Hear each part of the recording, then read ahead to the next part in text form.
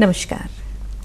माँ, कितना मीठा, कितना खूबसूरत शब्द है और देखा जाए तो ईश्वर की कृति का एक नायाब नमूना है माँ। माँ वो जो परिवार का सरमाया है, जिसके आश्रय के नीचे, जिसकी छाँव के तले पूरा परिवार सांस लेता है, फलता फूलता है। ऐसे ही रिश्ते के बारे में, ऐसी ही खूबसूरत सोच के बारे में, ऐसी ही अनूठी कृति के बारे में आज हम बात करने जा रहे हैं। और हमारा सौभाग्य है कि आज इस विषय पे बात करने के लिए एक बहुत ही खूबसूरत विचार वाली उच्च अधिकारी माँ और एक ऐसे ही खूबसूरत विचार वाली एक बेटी को हमने इस आयोजन के लिए आमंत्रित किया है। आइए आपका परिचय कराते हैं। मेरे साथ बैठी हैं doctor Bhavneet Bharti, director principal doctor B.R. Ambedkar state institute of medical services Mohali, और उनके साथ हैं डॉक्टर पुनीत कौर ग्रेवाल जो कि state project coordinator state resource centre for women and child development Haryana में कार्यरत हैं। जैसा कि मैंने शुरू करी बात माँ से जुड़े हुए बहुत कुछ विचार और बहुत सी कार्यप्रणाली आपके अपने कहा जाए वर्क फील्ड के साथ जुड़ा है। तो बात शुरू करते हैं भवनीत मैम से। आप इस बारे में क्या कहना चाहेंगी, आपके विचार? देखो, पहले मैं सबसे पहले एक शुरू करूंगी एक छोटी सी कविता जी जरूर, प्रोफेसर मोहन सिंह से लिखी हुई है जी, जो माँ के शब्द को कैसे दर्शाता है। जी पंजाबी में है जी जरूर। माँ वर्गा कंछावा बूटा, जी, माँ वर्गा कंछावा बूटा मैनू नजर ना आवे, लैके जिस तो छां उदारी, लैके जिस तो छां उदारी रब ने स्वर्ग बनाए, लैके जिस तो छां उदारी रब ने स्वर्ग बनाए। बाकी कुल दुनिया दे बूटे, बाकी कुल दुनिया दे बूटे जड़ों सुखियां जदों मुड़ जांदे, ऐ पर फुल्लां दे मुरझाया, ऐ पर फुल्लां दे मुरझाया ए बूटा सुख जाए। कितने सुंदर भाव हैं, बहुत ही सुंदर कहा है कविता के जरिए। और आप अपने भावों को इस कविता के साथ कैसे जोड़ती हैं? बिल्कुल, एक्चुअली मैं पीडियाट्रिशियन भी हूँ जी, ऑल्दो डायरेक्टर प्रिंसिपल हूँ जी, और डायरेक्टर प्रिंसिपल की जर्नी के साथ साथ एक मैंने नया एहसास हुआ। जी, जैसे ही डायरेक्टर प्रिंसिपल बनी और उससे पहले पीडियाट्रिशियन थी, बच्चों की अडॉप्शन करने में भी मदद कराती थी, जी, तकरीबन 70 अडॉप्शंस फैसिलिटेट कराई हुई थी।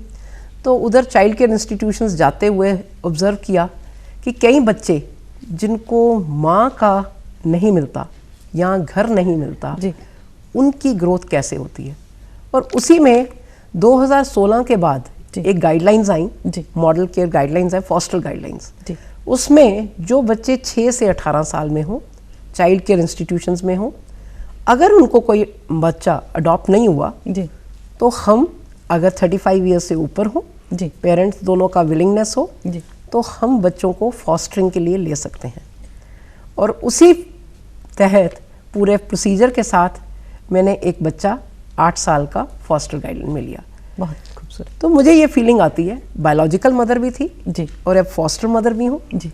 एक बच्चे के लिए माँ का होना बहुत ही अहमियत रखता है। माँ मतलब घर, माँ मतलब परवरिश। बहुत खूबसूरत शब्द है। आज इस बारे में डिटेल में बात करेंगे और इस भूमिका को भी हम ज़रूर जानना चाहेंगे, लेकिन पहले पुनीत जी आप क्या कहना चाहेंगे? पहले तो सभी को बहुत बहुत नमस्कार और दूरदर्शन का बहुत बहुत धन्यवाद कि इस मंच पे मुझे बुलाने के लिए।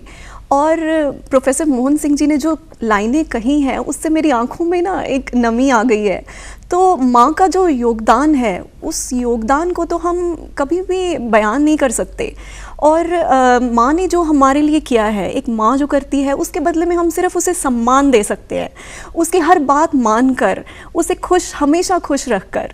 तो मेरी ज़िंदगी में तो मेरी माँ की बहुत ही अहमियत है। मैंने हाल ही में एक किताब भी लिखी है जो honour killing and the gender question के ऊपर है, मेरी माँ से ही इंस्पायर हुई। तो मैं तो कहूँगी कि बिना माँ के आप सोच भी नहीं सकते अपनी ज़िंदगी के बारे में। तो इस मंच के ज़रिए मैं अपनी माँ को और उन हज़ारों माँओं को जो अपने बच्चों की ज़िंदगियाँ बदल देती हैं, उनको मैं धन्यवाद करना चाहूँगी। तो हाथ जोड़कर मेरी माँ का बहुत बहुत धन्यवाद मुझे इस मुकाम तक पहुँचाने के लिए।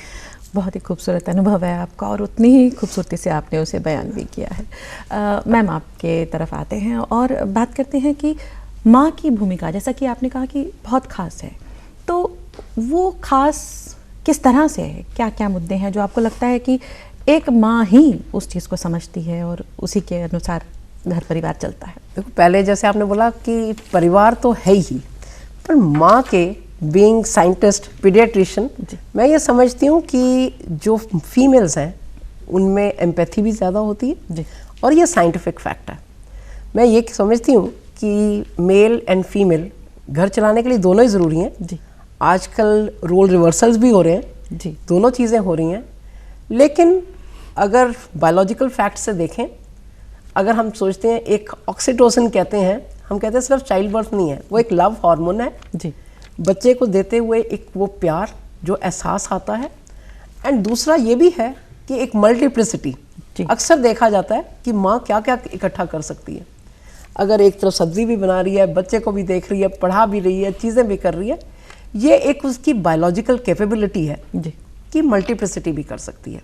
मैं ये नहीं कहती हूँ कि मेल कम है उनका रोल कम है, नहीं। लेकिन आई फील कि females are better suited for multiplicity of the task. ये हमारा गर्व है, ये हमारा एक प्राउड है कि नहीं, हम वो भूमिका निभा रहे हैं जो दायित्व हमें ईश्वर ने दिया है। लेकिन पुनीत जी, मैं यहीं आपसे जानना चाहूँगी, आप नए युग की एक सोच रखती हैं और जिस तरह से आपकी किताब में भी हमने पढ़ा और जाना कि जेंडर का जो डिफरेंस है उसमें सच में आज के वक्त में ये दायित्व और ये भूमिका केवल बेहतर औरतें ही निभा पा रही हैं और आदमी कहीं इस भूमिका को निभाने में मैं पीछे? थोड़ा सा भिन्न हूँ इस बात पे। नहीं, आपको पूरा हक है, आप अपनी बात रखें आज क्योंकि इसी बात पे बात क्योंकि हम ना इस चक्कर में कि माँ सब काम कर रही है, ठीक है, बच्चों को भी वो देख रही है, अपना करियर भी बना रही है, घर का भी देख रही है, फिर उनकी पढ़ाई का भी देखती है, तो उसमें हम उसको देवी भी बना देते हैं। तो देवी बनाना सही नहीं है। मैं ये मानती हूँ कि माँ को अपनी इंडिविजुअलिटी, अपने सपने, अपने ख्वाब पूरे करने का उतना ही हक है जितना कि एक मेल को है। तो मैंने तो वैसे अपनी निजी ज़िंदगी में भी ये देखा है कि मेरे जो पापा थे वो हमें तैयार करते थे और खाना भी बनाते हैं, आज भी बनाते हैं। और मैं अपनी मम्मा को हमेशा यही कहती हूँ कि आप ना पहले अपना ख्वाब पूरा करो, बच्चे भी हैं, बच्चे भी उतने ही आपके हैं, लेकिन हम बाद में आएंगे, पहले आप अपनी इंडिविजुअलिटी को देखें, आप क्या करना चाहती हैं, अपने आप को एक मुकाम पे लेके आए।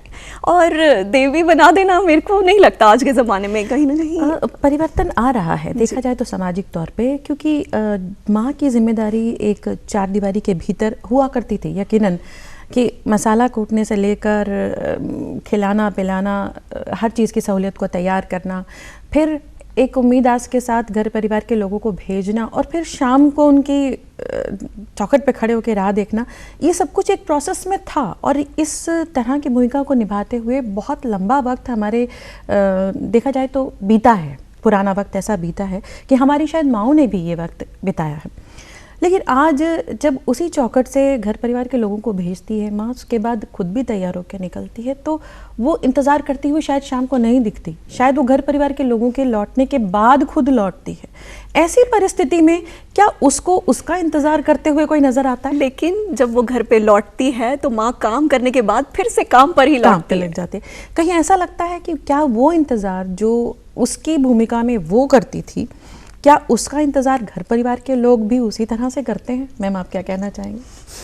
देखो, मैं जैसे पुनीत मैडम ने कहा, मैं समझती हूँ कि देवी नहीं बनना। जी, मैं देवी नहीं कह रही हूँ, मैं ये कहती हूँ कि ये हमारे में कैपेबिलिटी ज़्यादा है। जी, मैं ये नहीं कह रही हूँ कि मैन आर लेस, मैं ये नहीं कहती हूँ कि वो हमारा इंतज़ार करके हमारे में हेल्प ना करें। जी, in fact that is very important कि जब हम हेल्प करते हैं, इनफैक्ट एक स्टडी में ये भी कहा गया, men who help in household chores, there are less chances of divorces there.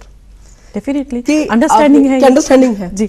So अगर मदर ये सोचो कि फीडिंग करना है, देखो एज अ पीडियाट्रिशियन मैं कहती हूँ this is the best thing which a mother starts right in first hour और कंटिन्यू करती है 6 months। ये वो बायोलॉजिकली मदर ही कर सकती है। सो इसमें देवी नहीं, बट सपोर्ट चाहिए, पूरे परिवार का सहयोग चाहिए, पूरे हस्बैंड का चाहिए सहयोग, support and respect definitely. And mother के जो ड्रीम्स हैं definitely they have a role, and but we can align both. आपके ड्रीम्स को पूरा करने में आप अपनी मदर के रोल को किस तरह से लेती हैं? देखो, मेरी मदर ने एक चीज़ सिखाई है, be a human being first. जी कोई भी एग्ज़ाम हो, और वही मैं अपनी डॉटर को भी देती हूँ जी कि चाहे not a competitiveness but understanding the human need. कि वो कहती थी कि देखो, पेपर हो या ना हो, आप इंसान की तरह फेल नहीं होने सकते चाहिए। जी मेरे को जितनी साइकोलॉजी, मैं सोचती हूँ कि मैं पीडियाट्रिशियन हूँ, जितनी भी अंडरस्टैंडिंग हुई है वो मेरे को लगता है मेरी माँ से आई है। जी मैं साइकोलॉजिस्ट नहीं हूँ। अपनी फ्रेंड के साथ भी जब बात करती हूँ तो वो कहती है कि मैं इंट्यूटिवली करती हूँ, इंट्यूटिवली कई चीज़ें करती हूँ।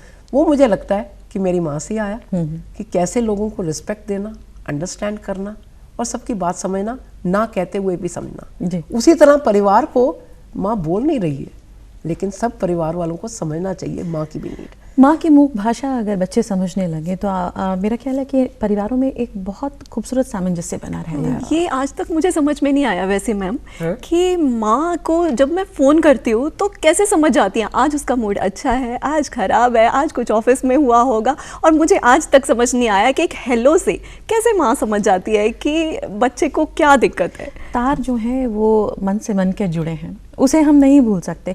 और यही हमें ये बात कहनी है कि कहीं अगर माँ और पिता का रोल अलग अलग है, वो यही है, वो तंतु जुड़े हैं। वो तंतु अलग हो जाने के बाद भी, माँ का अपने बच्चे को जन्म दे देने के बाद भी वो दूरी नहीं आती, वो बने रहते हैं। क्योंकि कहीं ना कहीं बच्चा उन्हीं सेल्स से बना है, वो उनके साथ अटैच रहता है उम्र भर तक। ये दायित्व माँ का भी है, बच्चे का भी है कि इस जुड़ाव का सम्मान ताउम्र करे। बहुत खूबसूरत सोच के साथ हम आगे बढ़ रहे हैं और भी आपसे जानकारी लेना चाहूँगी। मैम, जिस तरह से आपने कहा कि बच्चों के अडॉप्टेशन और जो आप फ़र्क बता रही थी, वो फ़र्क क्या है अगर हम अपने दर्शकों को बताना देखो, चाहें? एक चीज़ है कि एक माँ जब के पास बेबी या बच्चा शुरू से है, जी, पहले जैसे जन्म दिया है, बायोलॉजिकल है, मोस्ट चीज़ें जो ब्रेन की ग्रोथ है मैक्सिमम फर्स्ट 2 to 3 years में हो जाती हैं। और उसमें बच्चे का ट्रस्ट रिलेशनशिप होता है। बच्चा कुछ आवाज़ देता है, माँ रिस्पॉन्स देती, जिसको हम कहते हैं सर्व एंड रिटर्न इंटरेक्शन, कि उसने बोला, हमने रिस्पॉन्स दिया। और उस समय ब्रेन की ग्रोथ मैक्सिमम हो रही होती है। और हम ज़रूर कहेंगे, अब कई बार कहते हैं स्कूल में नहीं पढ़ाया, पर मैक्सिमम जो एक्सपोजर टू वोकैबलरी चीज़ें बच्चे को पहले 3 साल में हो जाती हैं। सो बच्चे का नर्चरिंग राइट फ्रॉम बिगनिंग होती है। अगर डिले हो जाए, जैसे मैंने कहा 6 साल के बाद अगर बच्चा लिया, तो बच्चे में कई बारी सदमे होते हैं, जिसको हम कहते हैं ट्रॉमा होता है। उस ट्रॉमा का ऊपर बच्चे के ऊपर बहुत सारे असर होते हैं उसकी ग्रोथ पे। अगर हम देखें, ऐसा बच्चा जो किसी इंस्टीट्यूशन से आया है, तो उसको खाने का देखो, उसके लिए सर्वाइवल है खाना, तो वो फटाफट ऐसे से खाएंगे। उसके कई बिहेवियर्स हैं जिसको हम कहते हैं कि ट्रॉमा इन्फॉर्म्ड केयर देनी बच्चे को। वो जो है वो चैलेंज होता है, पर उसका चैलेंज के लिए माँ ही इम्पोर्टेंट है। माँ मतलब घर ही इम्पोर्टेंट है। आपको लगता है कि माँ की भूमिका में उससे बच्चे को उस ट्रॉमा से बाहर निकाला जा सकता है? वर्ष लगते हैं, चैलेंजिंग होता है, आसान नहीं है, बट इट इज़ रिवॉर्डिंग। मैंने अगर अपनी बेटी को खाना पैक करके दिया, तो उसको ये चीज़ लगा नहीं कि मैंने कुछ उसके लिए कोई खास खाना किया और इसके लिए खाना पैक करके स्कूल भेजा। ये कोविड के बाद की बात है। Thank you mama, the way it says it makes a difference. मतलब मुझे फीलिंग आई कि यार, ये सिंपल सा जो खाना मैंने पैक अपनी डॉटर के लिए भी किया था, उसको कभी एहसास नहीं होगा, इसको कितना एहसास हो रहा है। उसके लिए एक नई बात, एक नए जज्बात है। बहुत खूबसूरत। सो डेफिनेटली फीलिंग आती है कि हर बच्चे को रिक्वायर्ड है। Every child needs a home, every child needs a mother. जो स्कूल में भी पढ़ाई होती है मीनिंगलेस हो जाती है जब घर नहीं होता। कई सारी चीज़ें पढ़ाई जा रही हैं यार, my home, my family, my mother, essays लिखने का कोई मतलब ही नहीं होता जब बच्चा के पास कोई फैमिली नहीं है। बच्चे ने उसको अनुभव ही नहीं किया। सो ऐसे कराने में, और उसके पहले की नोटबुक्स और अभी की नोटबुक में देखो, ज़मीन आसमान का फर्क है। एक छोटा सा किस्सा सुनाती हूँ। जैसे पहले बच्चे को अच्छे स्कूल में डाला, मैं भी ये सोचती कि अच्छा स्कूल शायद अच्छा हो, तो बच्चे ने कहा कि मेरे को जब कोविड के बाद वो स्कूल गया, तो आते ही मेरे को आके बोला, मम्मा मैं स्पेशल नहीं हूँ। मैंने बोला स्पेशल नहीं है मतलब? नहीं, पहले जब मैं जाता था मेरे मम्मी पापा नहीं थे, तो तब मैं स्पेशल था, स्कूल से खाना भी मिलता था, पुरानी यूनिफॉर्म्स मिलती थी, स्कूल का पुराना बैग भी मिलता था जी। लेकिन अब मेरे मम्मी पापा हैं जी। मुझे नया बैग मिल रहा है, मुझे उनका ज़रूरत नहीं है। मैंने कहा तो आप स्पेशल नहीं बनना चाहते? नहीं, मुझे स्पेशल बनने की ज़रूरत नहीं है। तो और कहीं देखा जाए तो कितना अच्छा भाव है ये, एक जीवन की तरफ उसकी एक पहल है, एक कदम है कि नहीं अब आगे सब कुछ बहुत अच्छा है। सो वर्ड स्पेशल और नॉन स्पेशल, बच्चा एहसास फीलिंग्स को फील करता है। जी। ये मैं इसमें थोड़ा सा कुछ अपना एक पॉइंट रखना चाहूँगी। ये तब तक ठीक है कि माँ चाहिए वैसे, लेकिन बाप भी मेरे हिसाब से उतना ही ज़रूरी है। लेकिन बहुत देखा जा रहा है, अब मैंने अपने फ्रेंड सर्कल में भी, बिकॉज आपने हमें यंग ओपिनियन को बुलाया, तो मैं एक पॉइंट रखना चाहूँगी जो मैंने अपनी ज़िंदगी में नोटिस भी किया। जब कोई बात गलत हो जाती है तो माँ जिम्मेवार है, जब कुछ अच्छा हुआ, कुछ अच्छी अचीवमेंट हुई तो पापा की बेटी है, पापा का बेटा है। तो इस बात से मुझे एतराज़ है। बिल्कुल भी एतराज़ है, जायज़ है। बिल्कुल आपका एतराज़ जायज़ है। तो इसको हम जब हम माँ को पूरा बड़ा बना देते हैं ना कि माँ ने पढ़ाना है, माँ ने पूरी जिम्मेवारी है, लड़की अच्छी रहे, अच्छी शिक्षा पाए और अच्छा मुकाम हासिल करे और लड़का अपने मुकाम पे पहुँचे, तो हम माँ के ऊपर पूरी जिम्मेवारी लाद देते हैं। तो बाप वहाँ कहाँ है? नहीं, देखो, when I said home, home means mother, father, family. It doesn't mean mother alone. Mother has parents word हम parents. Mother has a, मतलब we can have a complementary roles. मतलब I agree, ये जो आप कह रहे हो मैं भी सुनने की होती हूँ, जब गलती तो माँ की, जब अच्छा तो पाप का। शायद ये वजह ये भी इस वजह से रहती है कि मदर और बच्चे का जो टाइम है साथ रहने का वो ज़्यादा है कंपैरेटिवली कि अगर फादर के साथ, तो शायद इसलिए कुछ ज़्यादा बातों के लिए मदर को जोड़ दिया जाता है और मदर के ऊपर कुछ ब्लेम गेम भी हो जाते हैं शुरू और सभी कुछ। तो वो कहीं वक्त जो ज़्यादा देती है, चाहे माँ इंटेंशनली देती है, चाहे स्थिति ऐसी है वो निकालती है वक्त। अब जब मैंने ना अपने ऑफिस में ही देखा है तो मेरे कलीग्स ना बच्चों के पढ़ाई के बारे में वो कंसर्न है। समटाइम्स ऐसे कि आप खाना बना के आए, सब कुछ करके आए, उसको ट्यूशन पे भेजना, ऑटो लगाना, कार लगवानी है, वापस लेके आना है, सब कुछ तुम्हारी जिम्मेवारी, फीस जमा करवानी है, तो where is the father's role? तो ये आमूमन देखा जाता है। तो हमारा जो सोसाइटी का जो रोल है ना, वो या तो कहीं ना कहीं सोशल कंस्ट्रक्ट है। ये जो कह रही थी ना, देखो इसमें शी इज राइट कि ऐसा होता है, but in my case it's not so. In my case, वही बात मैं कहना चाहती हूं, when I am a director here, my husband has 24/7 taken care of the child, so I have no। आपकी जैसा तो सौभाग्यशाली कोई नहीं है मैम। लेकिन यहाँ फिर से मैं दर्शकों को ये बात कहना चाहूँगी और ये मुद्दा भी आपके सामने रखना चाहूँगी कि समस्या जो हैं, जैसा कि पुनीत जी ने बताया, समस्याएं ज़रूर हैं, लेकिन क्या हमारी पढ़ी लिखी युवा पीढ़ी सिर्फ समस्याओं तक ही रहना चाहती है या कुछ इन समस्याओं के समाधान की तरफ भी बढ़ना चाहती है? आइए बातचीत को कुछ और तरफ लेके जाते हैं और जिन समस्याओं को हम देखते आ रहे हैं महिलाओं के प्रति, माँ के प्रति, हम उन समस्याओं के समाधान की ओर किस तरह बढ़ सकते हैं, जो बदलती सोच आज हम देख रहे हैं, उसके बारे में कुछ बात करते हैं। पुनीत जी, मैं आपसे जानना चाहूँगी कि एक नई सोच भी हम देख रहे हैं कि आज की जो यंग जनरेशन है, घर में जो बच्चे हैं, जब कभी गलती से भी माँ कह देती है कि तुम्हारे लिए क्या नहीं किया बेटा, सब कुछ किया, तो उसे जवाब मिलता है ना करते। क्यों किया? हमने कहा था। आप ना करते या किसी के पेरेंट्स ने किसी के लिए नहीं किया तो क्या उन बच्चों ने अचीव नहीं कर लिया? उस समय आपने अपना क्यों नहीं सोचा? तो जो किया वो दायित्व था, वो आपकी ड्यूटीज़ थी, उन्हें कहना नहीं है, उन्हें सुनाना नहीं है। और ये भाव मैंने अब तक बहुत सारी लेडीज़ से समझा, जाना, सुना, जो हमारी एज की हैं, जो हमारे आसपास समाज में हैं। आप इस बारे में क्या कहना चाहेंगे? बहुत मुश्किल जवाब मांग रहे हो आप। मतलब मैं ये समझती हूँ कि माँ को ना ये ज़रूर है कि बच्चे, आजकल के जो बच्चे हैं वो कह देते हैं, मैं थोड़ा सा उन बच्चों से बड़ी हूँ, तो माँ को ये सवाल करना ये बिल्कुल भी सही नहीं है कि ये तुमने अपना कर लेते, अपना देख लेते, पहले क्यों नहीं किया, ये तो तुम्हारा ड्यूटी थी। तो उन बच्चों से तो मैं ये ज़रूर कहूँगी कि आप माँ को तो किसी भी वे में हम ना क्वेश्चन मार्क नहीं कर सकते, वो कुछ गलत भी कहेगी ना तो उसको मानना ही चाहिए।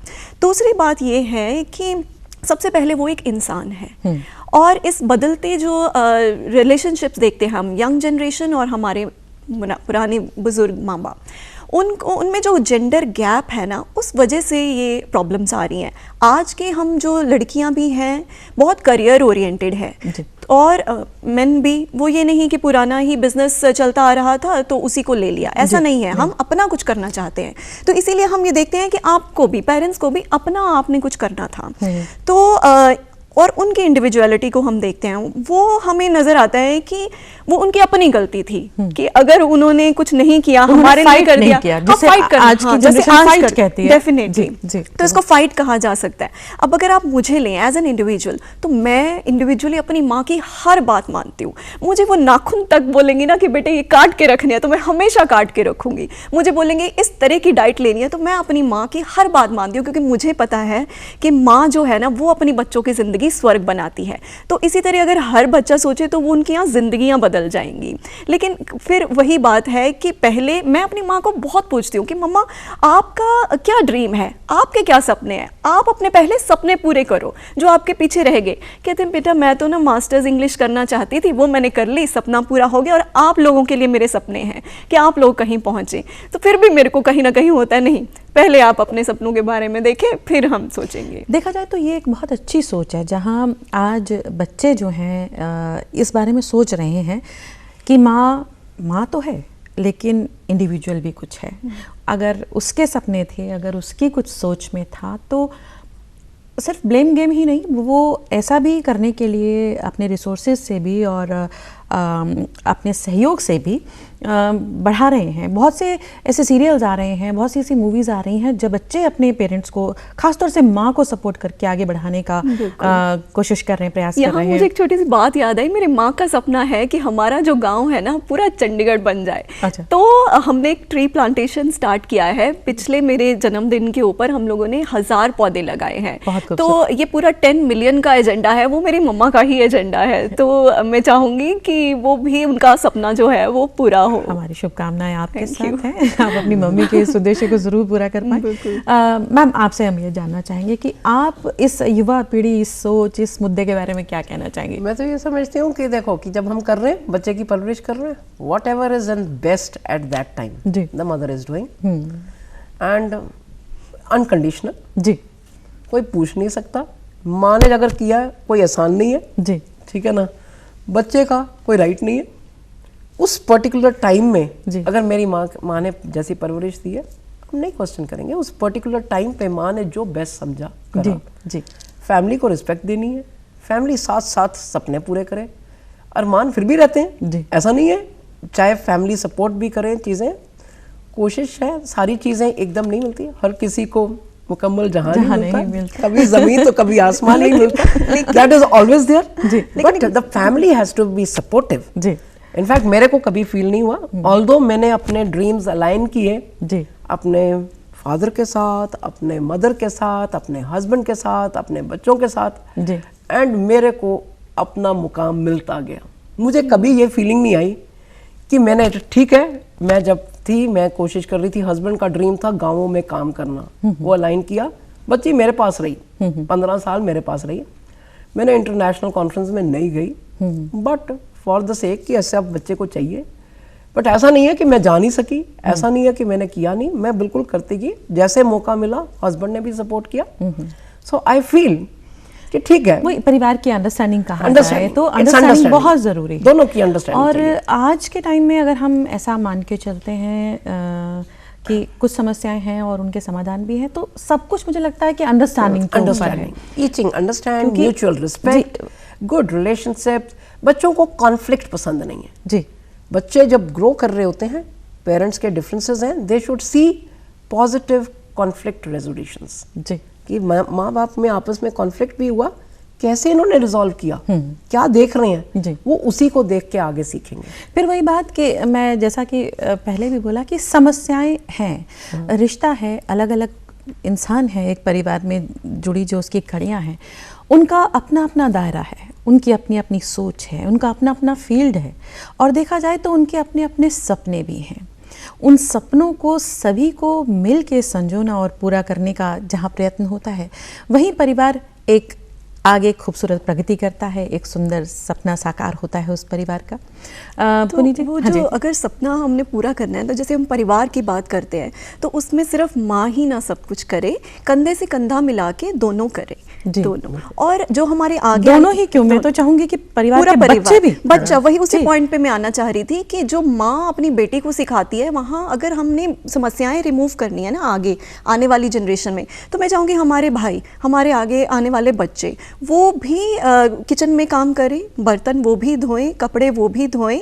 ये नहीं कि सिर्फ लड़कियां ही करती रहीं, उन्हीं को हम सिखाते रहें कि तुमने आगे चल के घर गृहस्थी संभालनी है। पूरा जो जिम्मेदारी है वो एक औरत के ऊपर ना हो, दोनों के ऊपर हो। और ये बचपन से ही उनमें अगर माँ ही शुरू कर ले इनकलकेट करना कि दोनों बच्चे हों। जो बच्चा भी ईश्वर ने दिया है, उस बच्चे की परवरिश में ड्यूटीज को डिवाइड ना करें।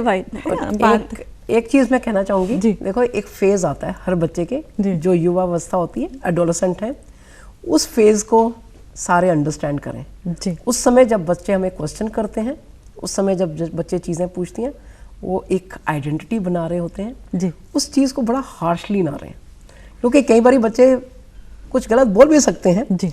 उस समय अगर माइंड भी उनका पूरा डेवलप नहीं होता, सो इस चीज को भी माइंड में रखें। यूजुअली हम कहते हैं कि हनीमून फेज ऑफ पेरेंटिंग होता है till the age of 10 years, ठीक है ना, 4 to 10 इयर्स जी। उसके बाद जब वो बच्चा युवावस्था में आता है, क्वेश्चन करेगा, कुछ करेगा, then as best as parents we can answer. उस चीज में जब वो बोल रहा है, कनेक्टेड रहना है अपने बच्चों के साथ। 20-21 के बाद तो रियलाइजेशन आनी शुरू हो जाती है कि हमारे पेरेंट्स ने क्या किया।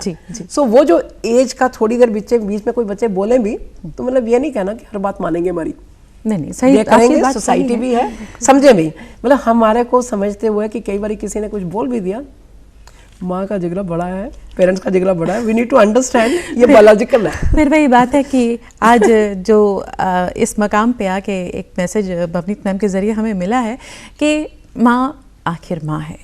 माँ ये नहीं भूल सकती कि वो एक ऐसा सरमाया है जिसकी छांव तले पूरा परिवार सांसें ले रहा है, और ऐसी सांसें ले रहा है जो कल को उसकी ताकत बनेगी, जो उसे हिम्मत देगी ज़िंदगी के ऊंचे मकाम पे पहुंचने के लिए, जो उसके बेहतर सॉल्यूशन निकाल सकती है।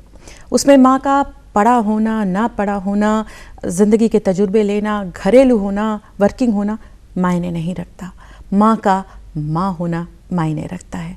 और माँ और बच्चों के बीच के उस खूबसूरत रिश्ते को देखा जाए तो ईश्वर ने बनाया है। ईश्वर के बनाए इस रिश्ते की सभी को कद्र करनी चाहिए, बच्चों को भी, बच्चों के पिता को भी, और परिवार के और सदस्यों को भी। तभी माँ अपना रोल सबसे बेहतर निभा पाएगी। माँ को माँ बनाए रखिए, क्योंकि हमारी संस्कृति में माँ का ओहदा ईश्वर के बाद आता है।